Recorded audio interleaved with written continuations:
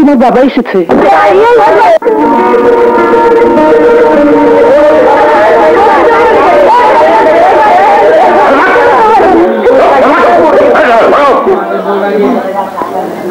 বাবা এসো, বাবা এসো। এই নোংরা গেঞ্জি বস্তিতে যেখানে আমার গাড়ি ঢুকতে পারো না, সেখানে আমি কোথায় যাব? আমার বাড়িতে, আমার ঘরে। বাড়ি ঘর? এসব আমার বাড়ি? এসব ময়লা ভাঙা চোরা দুর্গন্ধ ভরা ঝোপড়া, যার পাশে দাঁড়ালে শ্বাস বন্ধ হয়ে আসে, এসব আমার বাড়ি? মাথা নিচু করা ছাড়া যেসব ঘরে ঢোকা যায় না, সেই ঘরে ওইসব তোমার কি যারা থাকতে পারে? আমার মেয়ে থাকতে পারে না, আমি তো ভাবতেও পারিনি। খুঁজতে খুঁজতে এমন তোমার পাশে এসে আমার মেয়েকে খুঁজে পাবো। চল ঘরে ফিরে চল। আমার ঘর তো এখন এখানেই বাবা। না, সস্তা আবেগের বসে তুই ভুল করলেও আমি সে ভুল মেনে নিতে পারি না। চল।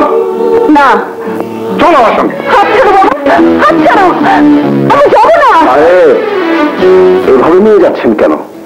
বাপের বাড়ি তো যাবেই, আমি ওকে নিয়ে যাব। ও তো আমারই বউ। এখন তো আপনি আমাদের সব। ওর বাবা মানে তো আমারও বাবা। কার গায়ে তুমি হাত তুলেছো জানো? জানি, একটা গুন্ডা, বদমাইশ, লোফার, চিটের গায়ে। না, ও আমার স্বামী। বিয়ের পর মেয়েদের জীবনে স্বামীর চেয়ে বড় আর কেউ নেই। মিনা, আমি তোর বাবা। বাবা? কিসের বাবা? আমার বিপদের দিনে আমাকে একা ফেলে আমার বয়সে একটি মেয়েকে বিয়ে করে বিদেশে চলে গিয়েছিলে। তুমি তো সেই বাবা। তুমি সুখের কথা একবার ভাবনি? ভাবনি মেয়েটি কলঙ্ক অপবাদ মাথায় নিয়ে কোথায় কিভাবে আছে? আর আমি একা, আমি দিনের পর দিন পথে পথে মহল্লায় মহল্লায় বস্তিতে বস্তিতে ঘুরে আমার স্বামীকে খুঁজে বের করেছি। জীবন পর করে সেই স্বামীর কাছে স্ত্রীর দাবি প্রতিষ্ঠিত করেছি। আর ঠিক তখনই তুমি এসেছো আমার ঘর ভাবতে। হ্যাঁ, এসেছি, কারণ ঘরকে আমি ঘর মনে করি না। তুমি মনে না করলেও আমার এই ঘরই আমার বেহেশত। তোমার ধন দৌলত ঐশ্বর্যের ঘরে জীবনের অনেকগুলো দিন কাটিয়ে একটি কথাই আমি বুঝতে পেরেছি বাবা। তোমার লাল সিরামিকের প্রাসাদে ভালো করে তাকালে হয়তো এদের মতো শত শত গরিবের রক্তের দাগ দেখা যাবে, কিন্তু আমার ঘরে কোনো দাগ নেই। কারণ আমার ঘর ভালোবাসার ঘর। তোমার গৌরব টাকার, আমার গৌরব ভালোবাসার। টাকা হাত বদল হয় বাবা, কিন্তু ভালোবাসার হাত বদল হয় না। তোমার ঐশ্বর্যের অহংকার নিয়ে তুমি এখান থেকে চলে যাও বাবা। যাচ্ছি, তবে জেনে রাখিস, আজ থেকে তোকে আমি ত্যায্য করলাম।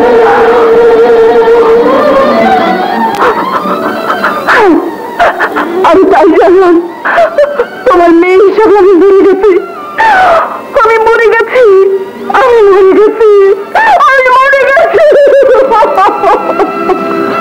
সাহেব, ওকে এত বড় শাস্তি দেবেন না। বাবার পরিচয় থেকে ওকে বঞ্চিত করবেন না। অন্যায় আমি করেছি, ওকে যা খুশি শাস্তি দিন, কিন্তু ওকে কষ্ট। আমি তো জানি তোদের মতো লোকের উদ্দেশ্য কি, কিন্তু আমার সম্পত্তির দিকে যাতে হাত বাড়াতে না পারিস তাই ওকে ত্যায্য করলাম। এখনো কোথাও চাকরি করবে, মেহনত করে টাকা আনবে, আর তুই ঘরে বসে বসে তাই দিয়ে জীবন কাটাবি। তাছাড়া তোর মতো অশিক্ষিত রাস্তার মানুষ আর কি বা করতে পারে? চাকরি করবে তুই ঘরে বসে বসে খাবি, ও চাকরি করবে তুই ঘরে বসে বসে খাবি, ও চাকরি করবে তুই ঘরে বসে বসে খাবি, ও চাকরি করবে তুই ঘরে বসে বসে খাবি। না না, তা হবে না। টাকা আমি উপার্জন করবই, যেভাবেই হোক টাকা আমাকে উপার্জন করতেই হবে। আরে টারজান, এসো এসো, কেমন আছো? ভালো। সিট ডাউন, বসো। আরে ভাই, বিয়ে শাদী করলে, রাজভাইকে দাওয়াতও করলে না, বউয়ের মুখ তো দেখালে না, দোয়াও দিলে না। বউয়ের সাইনবোর্ড লাগিয়ে কাকে ঘরে রেখেছ? জিনিসটা কেমন? ভালো। আরে ভালো বলেই তো লোক পাঠালাম, খামোখা কেন মারধর করলে? আমি মাতাল ছিলাম, তাই ওদের পিটিয়েছি। আসলে আমি আপনাদের মনের কথা বুঝতে পারিনি। যদি বলেন তো এখন নিয়ে আসি। তোরা সবার অশিক্ষিত বাচ্চা, নিশ্চয়ই উল্টো পাল্টা কথা বলে টার্জনের মার খেয়েছিস। এই নাও টাকা। 5,000 টাকা কম হয়ে গেল না? 5 দিনই পাগলা, ওখানে 10 আছে। আমি জানি সোনার হীরার দাম এক হয় না। টাকাটা পকেটে রাখো, আর কাঁচ কাটা হীরের টুকরোটাকে এখানে নিয়ে এসো। ভেরি ক্লেভার বয়।